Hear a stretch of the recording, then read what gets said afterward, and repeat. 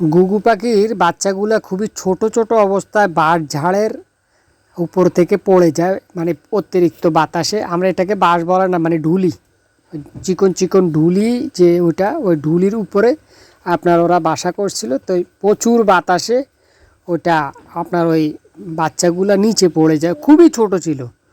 তো পরে এগুলাকে এনে কবুতরের নিচে দিয়া এটারে আপনার মোটামুটি বড় করা হয়েছে। এখন ভবিষ্যতে এটা পোষ মেনে যাবে অলরেডি।